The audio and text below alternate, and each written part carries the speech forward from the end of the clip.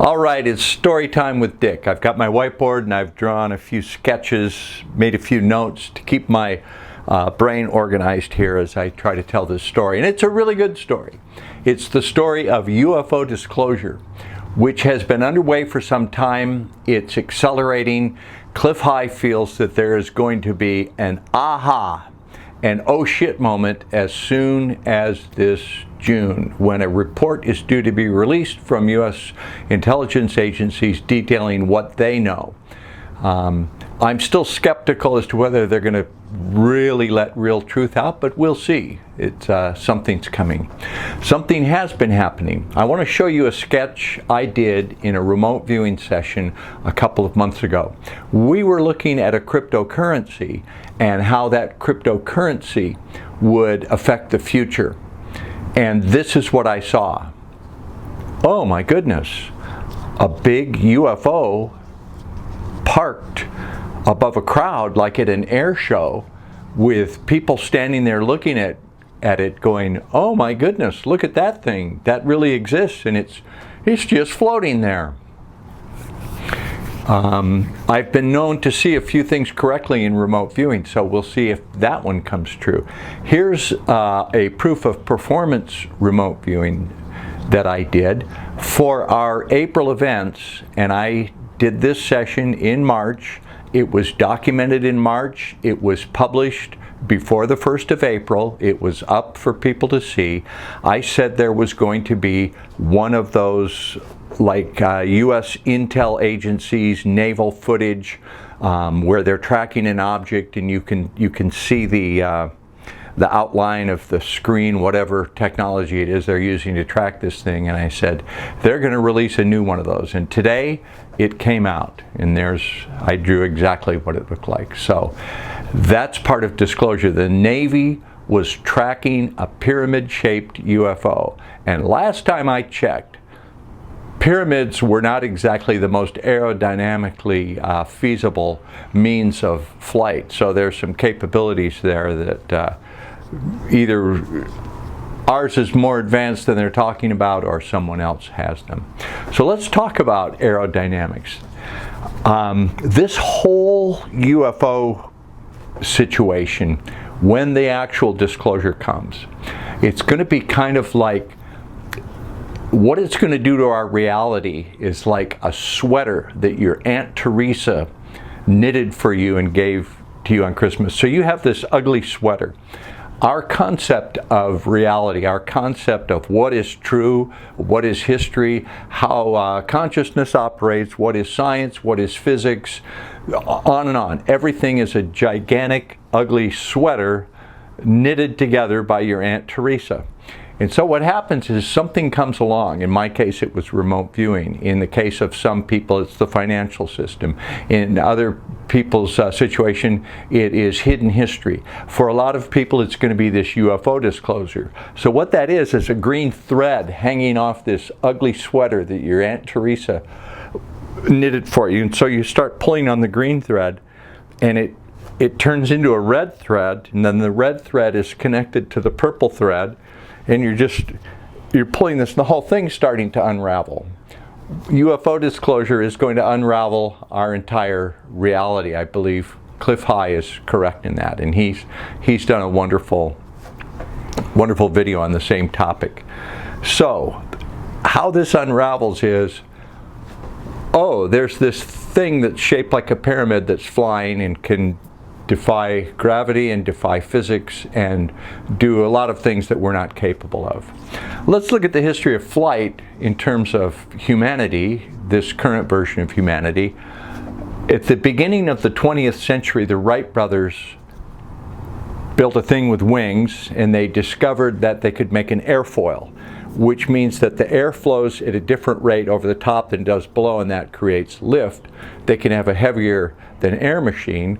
If it's using a combustion engine, creating a propeller going around to make the thrust, that creates the speed. And so we had this aircraft, and they designed better and better aircraft. So at the beginning of the 20th century, you had aircraft with a little propeller that went around, two wings made of fabric and wire, and they were flying for a while.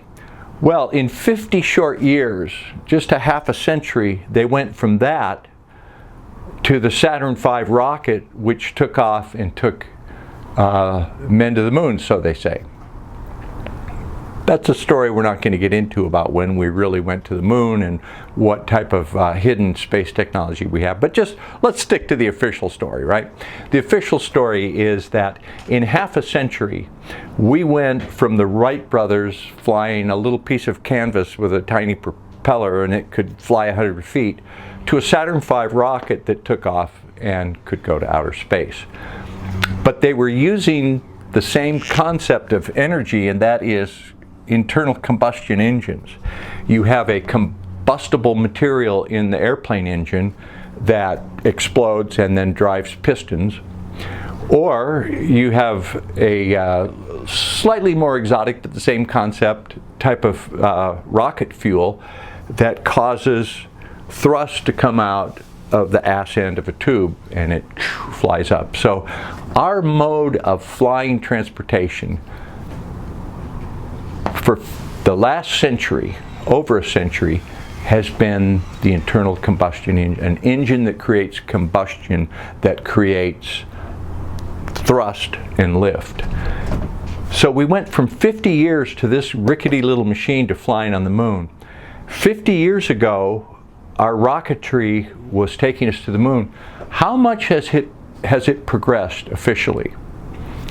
Not at all. We have Elon Musk putting up spacecraft that are basically the same thing. It's a tube shooting chemicals out the ass end that flies up. So it's rather ludicrous to think that in the half century from this to this, from the half century of Saturn V rockets to today, we're still using rockets. Something doesn't add up there. So that's going to be part of the sweater that unravels when we get the UFOs disclosure. So the problems explaining things, they will be numerous and varied. So they come out and they say, yeah, UFOs are real, there are aliens, and they have these craft, and we've been tracking them for about 50 years. Well, then the questions start. Then the whole fabric of society, everybody starts pulling on these threads. So I've jotted down a few of the ones that will be the biggies. First of all, physics.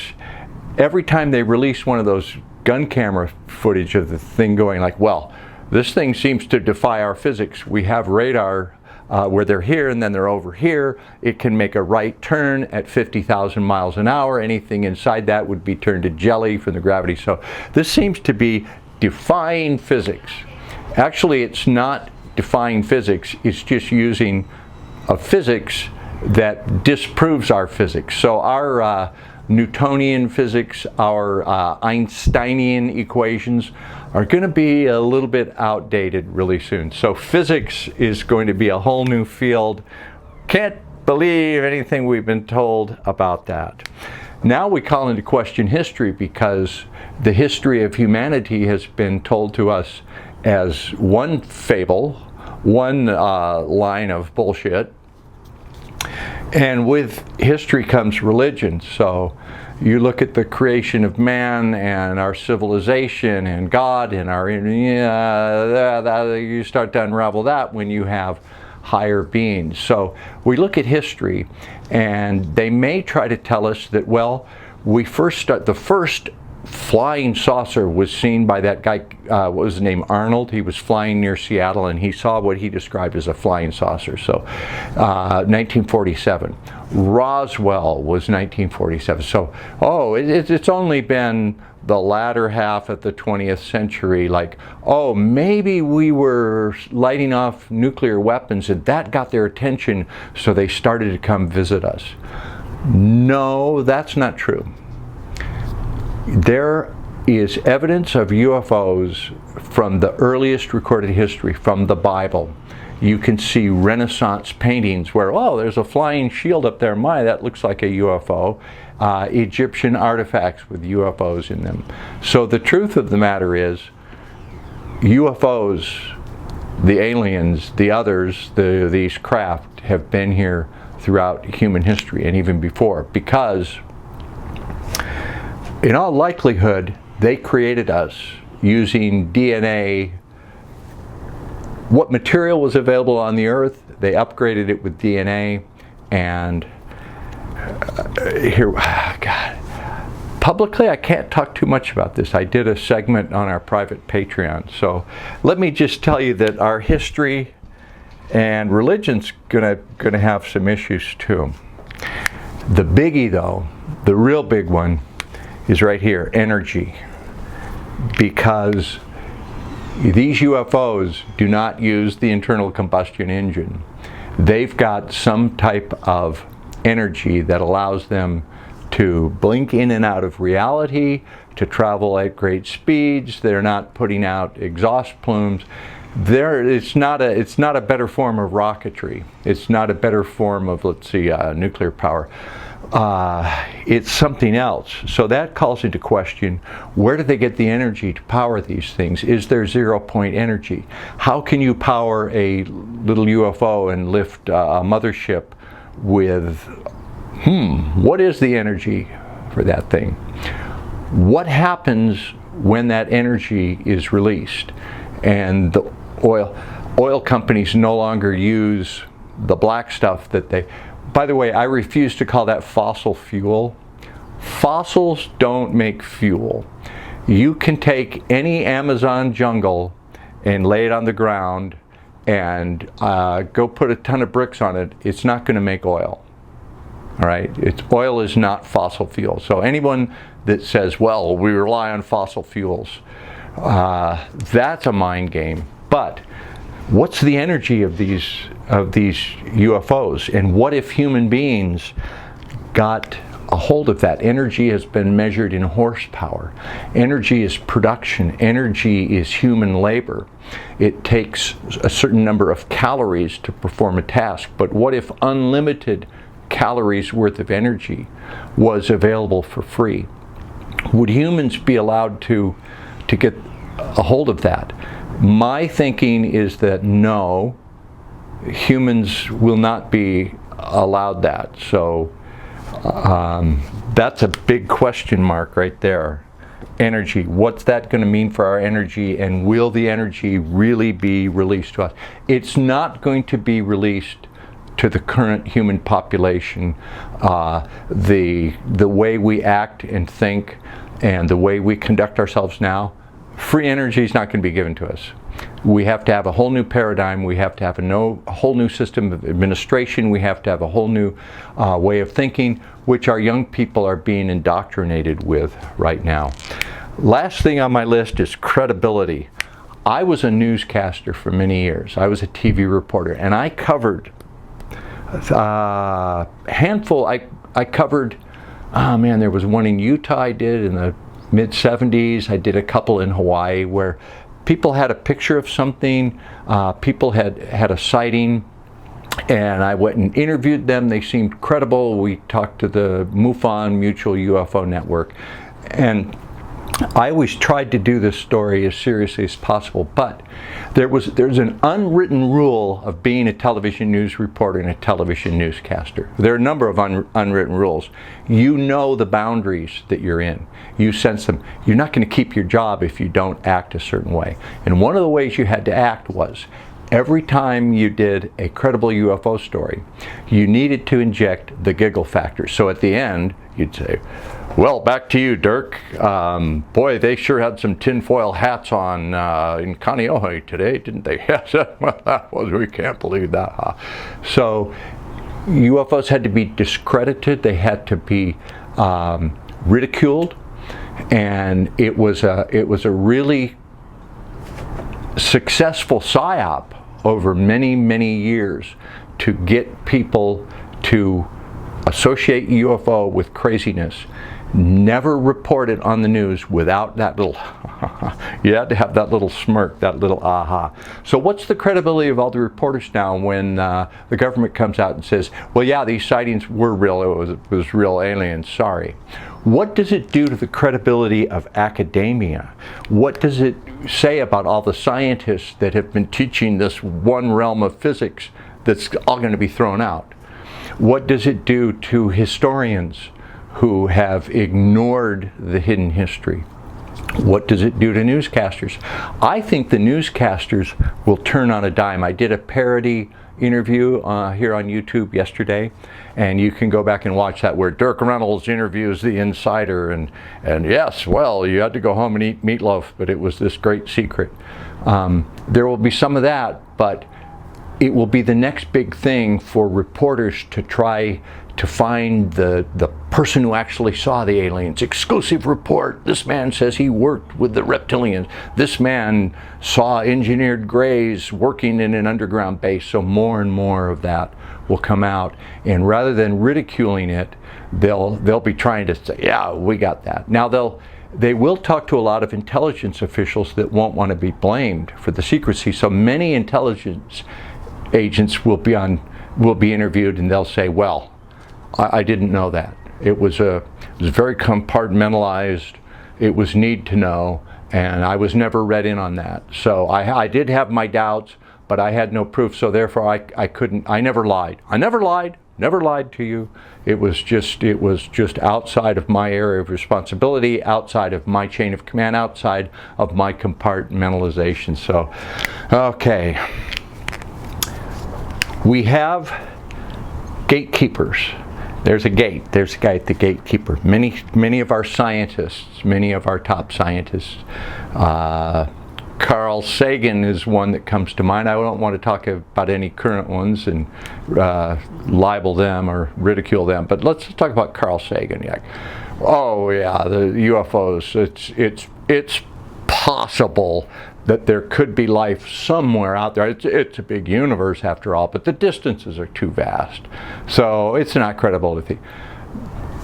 They've been the gatekeepers. There are gatekeepers in science, there are gatekeepers in medicine, there are certainly gatekeepers in consciousness. I know for a fact that your consciousnness can transcend space and time any day of the week, because I do it every day of the week, okay? So the scientists that tell you consciousness is localized to your brain, they've been giving you complete bullshit for many, many years. So they're the gatekeepers. What's happening now? What's the reason for all this?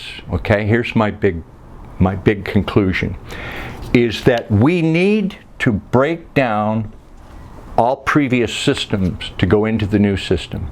At CryptoViewing, we've been documenting the transition of the financial system, but blockchain is so much more than just a financial system. Blockchain is the transformation of everything. Everything is going to be tokenized. Every transaction of everything you do, everything you buy, everything you eat, anything you interact with, it's going to be on the blockchain. It's going to be recorded. It's going to be documented. It's going to be taxed, and it will revolutionize humanity. But in order for us to go into that new system of administration, we need people to let go of the old one. And that's what's happening right now. If you look at what's been happening over the last year, and you look at the turmoil and uncertainty and anger and anguish and fear, it's all about getting us to accept this new system. So we know the banking system is going away. They're starting to do away with tellers right now. It's so antiquated to think that you would go to a bank to deposit pieces of paper that they're going to wire transfer to another country and fill out a bunch of paperwork. You can do that with cryptocurrency like that. No one can tell you can't do it. You don't have to fill out papers. It doesn't cost anything, and you don't need to go to a bank to do that. So banking's going away. Government is clearly broken. Elections are clearly broken. Is there anyone watching today that will comment below and argue with me that government is not broken. Government is functioning just swimmingly. Everything's great. We're going to do away with borders. That's happening right now. Science is going to be deemed, what's the word? Not obsolete, but just deemed incorrect. There's going to be new science when this happens. Religion will change. People will always be provided something to believe in. What they're going to be given to believe is going to be something new, and I don't want to delve too much into that right here, but religion will be called into question. And you've already seen the partial dismantling of like the Catholic Church with their problems with priests. Religion's going to have to change. Science is going to change. Even baseball. You see what's happening with Major League Baseball moving the All-Star game. I used to love watching baseball on a summer day. It'd be fun to go to a game when I was on the mainland. In the afternoon, my day off, the primetime game on the East Coast was about 1:30 in the afternoon here. I'd have a Budweiser, bowl of popcorn, watch a little baseball. I don't watch it anymore. Baseball was a unifying force in America. Who didn't love Hank Aaron? Hank Aaron, don't care what race he was. He was the home run champ, the real champ. He was beloved. They were going to honor him in Atlanta, but they've moved the game. So now baseball has become a point of friction. People are arguing, actually fighting. It's caused amazing division in Americans over this election law and getting baseball involved with that. So you got two birds with one stone on that one. You get people angry about baseball, angry about elections, and they don't believe in either one. Both sides are fighting. So UFO disclosure is going to speed up the breakdown of every institution. It will unravel this ugly sweater that we've been living in, that they knitted for us and forced us to wear for all these years. It's going to be an interesting new world. I'm just waiting to see. I just don't see this population being given the energy. That's the wild card right there. Happy to hear your thoughts about that. The disclosure is underway. Enjoy the show and keep your wits about you. By the way, did you notice that I didn't call for a siren at the beginning of this one? On my other whiteboards on our Patreon site, I always say there's going to be a siren in 10 minutes, and I didn't sense one today. Made it through without the siren. Airplane flying over right now. Can't hear that though. Keep your wits about you.